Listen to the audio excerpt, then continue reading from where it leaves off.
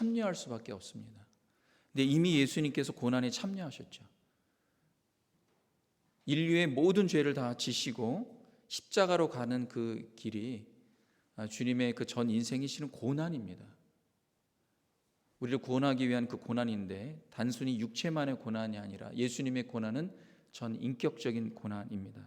이 복음서에 나오는 예수님의 그 고난의 발자취를 보면은 어떠한 고난을 주님이 당하셨는지 우리가 볼 수가 있는데요. 우리 고난 주간의 특색 가운데 매일매일마다 짧게 우리가 주님의 그 고난을 함께 묵상했는데, 오늘은 성금요예배로 주님이 당하신 그 고난 가운데 모욕입니다. 모욕.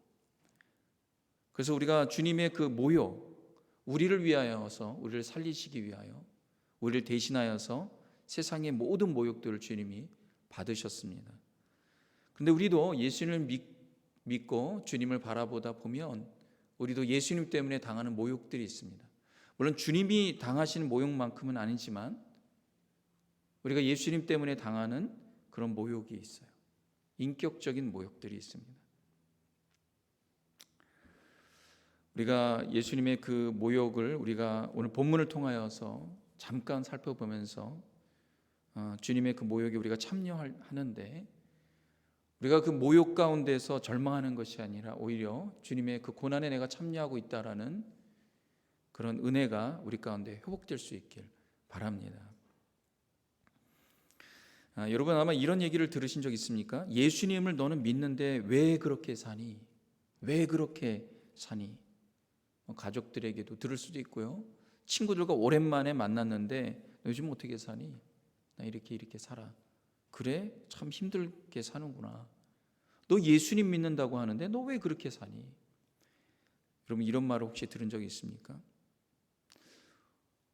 혹여나 이런 말을 들을까 봐 복음을 전하거나 내가 교회를 다닌다, 또 교회를 소개한다, 이렇게 어렵다라고 말하는 그런 신자들을 가끔씩 볼 때가 있습니다. 목사님, 제가 예수님 믿으면 인생이 좀 잘 풀려야지, 그래야지 제가 예수님도 소개할 수 있고 교회도 소개할 수 있고 그러죠. 저를 보면은 예수님 잘 안 믿을 것 같아요. 교회 안 나올 것 같아요. 그렇게 생각하는 분들이 있다면 오늘 이 말씀을 통하여서 우리의 생각이 좀 바뀔 수 있길 바랍니다. 실은 이렇게 얘기하는 것은 그 사람이 얘기하는 것 같지만 이것은 사단이 주는 영적 공격입니다. 근데 사람이 그렇게 말하지 않아도 우리 안에 영적인 낮은 자존감이 있습니다. 내가 이렇게 사는데, 내가 이렇게 예수님 믿는다고 하는 게 내가 그렇게 떳떳하게 말할 수 있을까? 어떤 면에서는 그 우리 안에 있는 내적인 그런 공격들이 있어요. 성령님 우리에게 그렇게 말씀하시지 않습니다. 너 안에 있는 예수가 보물이지, 너 안에 있는 성령님이 보물이지, 그것 때문에 빛나는 거지. 주님 우리에게 그렇게 말씀하시는데 우리는 우리의 환경과 나의 상황 때문에 나 자신을 굉장히 낮게 평가하고 심지어 나 자신을 그냥 모멸하는 그런 경우도 있어요. 내가 내 안에서 나를 모욕하는 거예요. 사단이 이런 것들을 공격합니다. 근데 예수님도 비슷한 공격을 받으셨습니다. 십자가에 달리신 주님을 이제 보면서 우리 함께 묵상했죠. 당시의 십자가는 최고로 극악한 처형 방법입니다. 너무나 끔찍한 처형 방법이라서 로마가 나중에 이걸 없앴습니다. 이건 인간을 완전히 망가뜨리는 거다. 이 정도는 아니다. 그런 십자가에 달리신 주님 보면서 지나가는 사람들이 한마디씩 합니다. 그것이 오늘 우리가 읽은 본문이에요. 그중에 42절에 이렇게 말하는 거예요. 그가 남은 구원하였으되 자기는 구원할 수 없도다. 그가 이스라엘의 왕이로다. 지금 십자가에서 내려올지어다. 그리하면 우리가 믿겠노라. 그가 사람들에게 전하면서 복음 전한다고 하고 내가 하나님의 아들이라고 말하면서 내가 너희를 구원하러 온 메시아다. 하나님 나를 보내셨다. 이렇게 말을 하는데 그런 사람이 십자가에 달려 처절하게 죽고 있는데 그 꼴을 보니 말이 아니다. 만약에 여기서 자기를 구원한다면 그 사람 너 말을 내가 믿겠다. 이렇게 말합니다. 이건 예수님을 모욕하는 거죠. 예수님을 농담하는 겁니다. 영어로는 이 모욕을 인설팅한다는 거죠. 그냥 단순히 키링하는 게 아니에요. 인설팅은 그 키링 안에 그 사람을 비하하고 그 사람은 모멸감을 주려고 하는, 인격적으로 상하게 하려는 의도가 있는 것, 이게 인설팅입니다. 근데 이 인설팅을 하는 게 누구죠? 사단이에요. 인설팅을 당하거나 내 안에서 인설팅하려고 하는 그런 마음이 있다. 이건 사단의 역사입니다. 성령님 우리에게 그렇게 하시는 분이 아니에요. 예수님 우리를 그렇게 하시는 분이 아니에요. 때는 우리가 우리 자신의 낮은 자존감 때문에 우리 자신을 또 그렇게 만들기도 합니다. 지나가던 사람들이 십자가에 달리신 예수님 보면서 그렇게 처절하게 죽고 있다면 뭐라고 얘기해야 됩니까? 너무 안타까운 마음으로 옆에서 바라봐야 되는 건 아닙니까? 유일하게 예수님 옆에서 예수님 그 자체의 모습을 가지고 안타까웠던 사람들은 딱 한 무리밖에 없었어요. 여인들이었습니다. 울면서 주님을 바라봤어요. 나머지들은 그렇지 않았습니다. 이들이 우리가 믿겠노라 이런 말이 정말 믿으려고 하는 말일까요? 아니에요. 모욕을 줘 무너뜨리려고 하는 것입니다. 너가 잘 산다면 나 예수님 믿을게. 너 보니까 예수님 믿을 수가 없다. 이거 진짜 믿으려고 하는 말일까요? 만약에 친구가 그렇게 한다면 아니에요. 영적 공격이라는 걸 아셔야 됩니다. 우리의 약한 구석을 공격하여서 우리의 믿음을 무너뜨리려고 하는 것입니다. 사단은 그리스도인들의 약한 곳을 너무나 잘 알고 있어요. 우리 각자의 약한 곳이 있습니다. 어떤 사람은 물질에 약해요. 어떤 사람은 건강에 약해요. 어떤 사람은 관계에 약합니다. 어떤 사람은 명예에 약합니다. 어떤 사람은 인정에 목말라 하고 있어요. 우리의 각자의 약한 구석들이 있어요. 근데 그쪽을 공격합니다. 사단은 끊임없이 공격해요.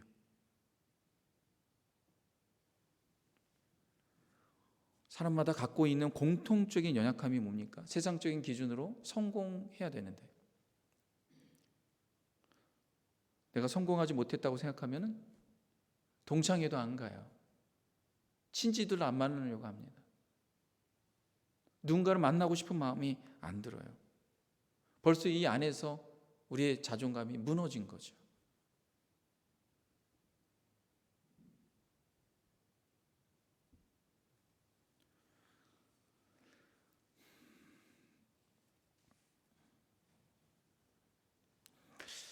사단은 끊임없이 우리를 속이고 인설팅하는 존재라는 걸 아셔야 돼요. 끊임없이 인설팅합니다.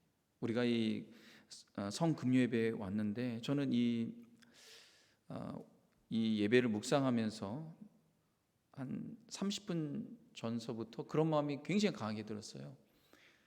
정말 예수님만 왜 우리가 성금요예배의 절기를 드리는가?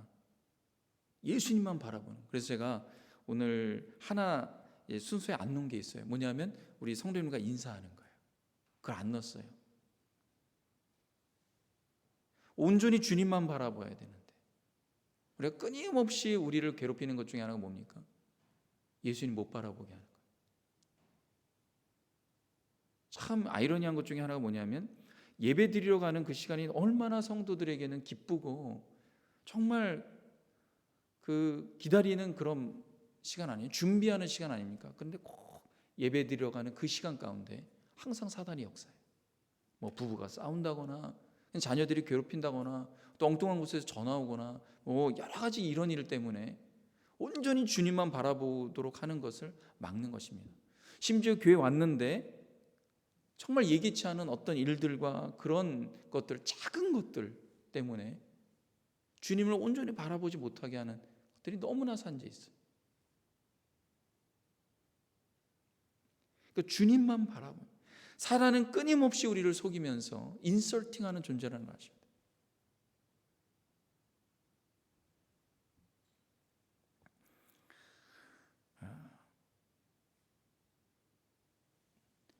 참 아이러니한 것은요, 복음은 예수님께서 그 기적을 행하셨던, 정말 많은 사람들이 예수님 따라다니는 오병이어의 기적, 귀신을 수없이 쫓아내는 것, 심지어 죽은 자를 살아나도록 하는 그런 그 영광이 나타나는 그 상황 가운데에서, 그 찬란한 영광 가운데에서 복음이 증거되지 않았다라는 거예요. 참 놀라운 것은 이 초라한 십자가, 하나님의 아들이 완전히 무너진 그 십자가를 통하여서 훨씬 더 강력한 복음이 전달되어지고 있다라는 사실입니다. 지금도 전 세계 가운데에서 우리가 전달하고 있는 그리스도의 복음 뭔가요? 십자가예요. 이게 복음의 역설입니다. 사단이 끊임없이 세상적인 기준으로 우리에게 인설팅하는 것, 너가 잘 돼야지, 너가 잘 나가야지 예수님도 믿지, 그리고 복음 전해 효과적이지, 너가 아무리 복음 전해봐야 사람이 인정하겠니? 사단이 속이는 소리예요. 이런 잡다한 생각들을 사단이 우리에게 줍니다. 이건 진리가 아니에요. 진정한 진리는 뭡니까? 지금 것까지도 하나님 나라의 임재와 하나님의 영광이 나타나고 그리스도의 강력한 구원의 역사가 일어나는 것들은요, 다 십자가의 복음이 온전히 전달되었을 때예요. 복음서의 가장 클라이막스가 어디입니까? 예수 그리스도의 공생의 사역의 가장 그분의 전 인생을 거는 최고의 순간이 어디예요? 십자가 사건이에요. 그리스도가 교회가 가장 빛날 때가 언제입니까? 복음이 가장 온전하게 증거되고 찬란하게 빛을 발할 때가 언제입니까? 십자가가 제대로 선포될 때예요. 그리고 주님을 따라 믿는 사람들이 십자가를 지면서 그분과 함께 따라가는 그 신앙의 삶을 통하여서 복음이 훨씬 더 꽃을 피웠다라는 것입니다. 그러니까 사단이 우리에게 주는 세상적인 기준으로의 이런 말들은 진리가 아니라는 걸 아셔야 돼요. 그런데 우리 연약하잖아요. 그런 소리가 들리거나 누군가 그런 얘기하게 되면 무너져요. 목회자도요, 성공한 목회자의 소리가 더 크게 들리잖아요. 그런 유혹을 받아요. 교회에 몇 명 다니고 교인이 몇 명이고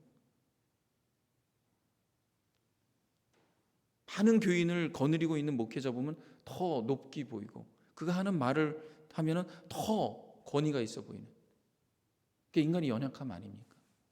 그 우리 연약함이잖아요.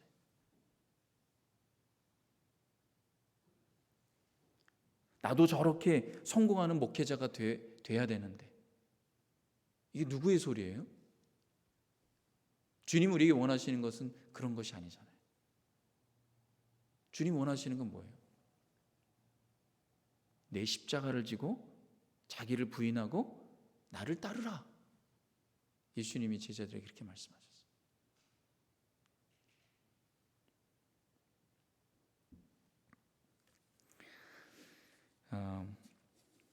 목사님, 제가 좀 더 성공하면 그때 주님을 위해서 살고 헌신하겠습니다. 이런 교인분들이 가끔씩 있습니다. 제가 지금은 좀 부족해서요, 아직 안정되지 않았어요. 제가 지금 할 일들이 많습니다. 그거 다 하면 그때 주님 위해 내가 살겠습니다. 지금 좀 여유가 없어요. 좀만 기다려주세요. 그때 가서 제가 더 정말 섬기고 더 열심히 믿고 더 제가 주님을 위해서 살겠습니다.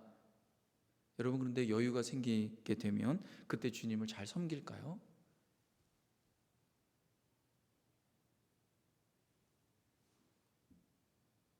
예수님을 믿는 것은요, 이것과 완전히 다른 거예요. 완전히 다른 길이에요. 세상적으로 쪼들리고 여유가 있는 것과 아무 상관이 없어요. 실은 돈이 많건 세상적으로 성공했건 세상적으로 쪼들리건 어렵건 아무 상관없어요. 예수님 믿고 주님을 따라 살아가는 건 아무 상관없어요. 오히려 예수님 위해서 섬기고 그분을 따르고 그분을 신뢰하는 것은요, 십자가의 은혜가 내 안에 충만히 거할 때 그런 역사가 일어나는 거예요. 이게 너무 신기해요. 여유가 있어서 하는 게 아니에요. 세상적으로 좀 알려졌다고 하는 게 아니에요. 그거 아무 상관없어요. 오히려 심령이 가난해질 때 십자가의 은혜로 내가 살고 있구나 이걸 깨닫게 될 때 그때 주님을 더 믿고 주님을 따르고 그 은혜로 인하여서 섬기고 살아가는 것을 보게 됩니다. 사람은 결국에 은혜가 가는 대로 흐르게 되더라. 억지로 하는 건 한계가 있는 거예요. 은혜가 임할 때. 그래서 우리가 주님을 바라봐야 되는 게 참 중요해요. 어느 기간 가운데는요, 모든 외부의 것들을 차단하고 주님만 향하여서 끊임없이 바라보는 거, 이게 얼마나 중요하죠. 우리 안에 그 은혜가 차야 돼요. 십자가의 은혜가 차야 돼요. 그러면 나의 환경, 지금의 현실이 보이지가 않아요. 그걸로 복음의 열매가 일어나는 게 아니거든요. 내가 지금 현재 어떠한 세상적으로 어떠한 삶을 사느냐가 복음의 열매로 복음이 전달되어지고 주님의 영광이 나타나고 이런 게 아니에요. 전혀. 그거 아무 상관없어요.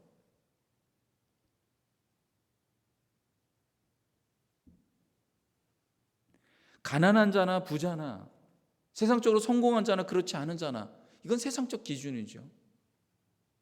아무 그거와는 다르게 누구에게나 십자가의 은혜만큼 그걸 깨닫고 그걸 경험한 만큼 주님을 따라가더라고요.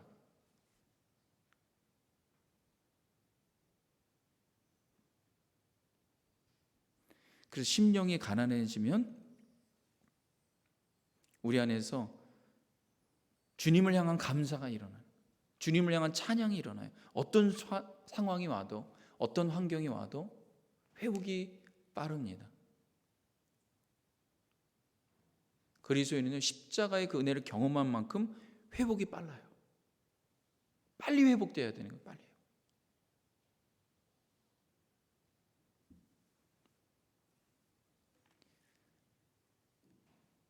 참 우리의 영적 세포가 건강해져야 되겠다.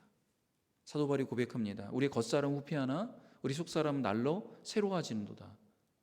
우리 겉사람과는 상관없이 우리의 영적인 것은요 새롭게 날마다 회복될 수 있는 거예요. 제가 이제 나이가 50이 넘어가고 이제 그러다 보니까 이 건강 회복이 빠르지가 않더라고요. 뭔가 이렇게 너무 몰두하게 되면 그 다음에 이게 지치는 것이 금방 지치더라고요. 그러나 우리 영적인 것은 달라요. 겉사람은 후피할 수밖에 없지만 우리 속사람, 그 영적 세포가요 빨리빨리 회복되는. 근데 그 빨리 회복될 수 있는 길은 뭡니까? 십자가의 은혜를 얼만큼 경험하느냐예요. 하나님이 그 아들 통해서 우리에게 얼만큼 사랑하시는지 그거 깨닫는 거예요. 그래서 이런 고난주간 특세를 통하여서 또 이 성금요일 부활절 이런 절기 가운데 온전히 주님만 바라보는 그 시간을 우리가 가져야 되는 것 같습니다. 그래서 이게 참 복된 시간입니다.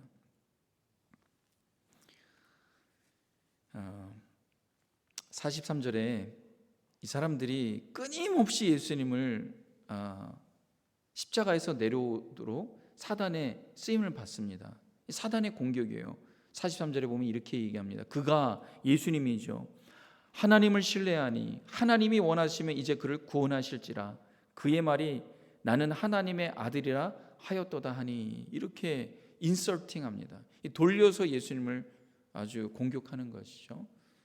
사단은 끊임없이 공격하는데 어느 곳을 공격하느냐? 하나님의 그 말씀, 그 진리를 공격하는 거예요. 그 말씀을 온전히 믿는 그 믿음을 공격하는 거예요. 궁극적으로 하나님을 불신하면 끝나는 거니까.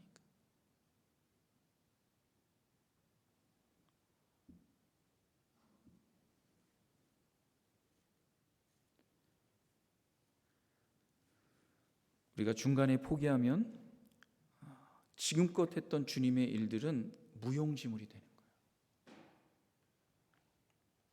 복음의 거룩한 열매는 끝까지 하나님 말씀을 믿고 순종할 때 맺어지는 거예요. 끝까지. 요한계시록 2장 10절에 보면 이런 말씀이 있습니다. 너는 장차 받을 고난을 두려워하지 말라. 볼지어다 마귀가 장차 너희 가운데에서 몇 사람을 옥에 던져 시험을 받게 하리니 너희가 10일 동안 환난을 받으리라. 내가 죽도록 충성하라. 그리하면 내가 생명의 관을 내게 주리라. 고난을 두려워하지 말라는 거예요. 마귀가 어떻게 해요? 시험할 거라는 거예요. 심지어 믿는 자들을 공격하여서 옥에 던진다. 이게 뭡니까?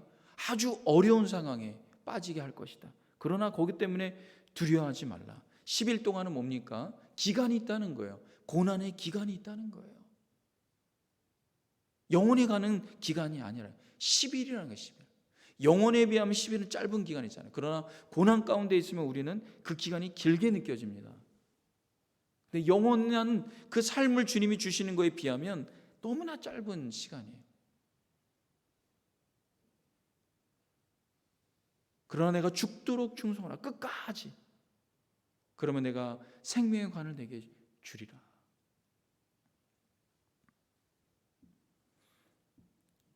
주님께서 말씀하신 거예요. 죽도록 충성하라. 끝까지. 사랑하는 성도 여러분, 끝까지 십자가, 예수님의 우리를 향한 그 놀라운 은혜를 우리가 계속 바라보면서 어느 때까지 여러분 믿음을 지키고 끝까지 충성할 것입니까? 예수님 오실 때까지. 그때까지. 그러면 우리에게 주어지는 그 상급은 우리가 생각하는 것 이상의 영원한 생명, 하나님 나라가 우리에게 주어지는 거예요. 사랑하는 성도 여러분, 세상이 주는 그런 인설팅하는 소리, 사단의 소리, 그건 진리가 아닙니다. 예수님 우리에게 주시는 말씀은 우리에게 복된 말씀이에요. 진리의 말씀이에요. 우리 함께 하신 임마누엘 되신 주님, 주님만 향하여 바라보시기 바랍니다. 죽도록 충성하시기 바랍니다. 주님 위해서 사시는 거 전혀 소리가 없습니다. 끝까지 믿음으로 사시는 우리 모든 믿음의 공동체 되길 주님의 이름으로 축원합니다. 기도하겠습니다. 하나님 아버지 감사합니다. 예수님 때문에 나의 존재가 누구인지 다시 한번 확인하게 하심을 감사합니다. 하나님 자녀 삼으신 주님의 은혜 감사합니다. 죽도록 충성하는 끝까지 주님 바라보는, 그래서 생명의 관을 취하는 우리 모든 믿음의 성도님들 다 되도록 축복하여 주시옵소서. 성찬 가운데 주님 임재하시길 원합니다. 예수님의 이름으로 기도합니다. 아멘.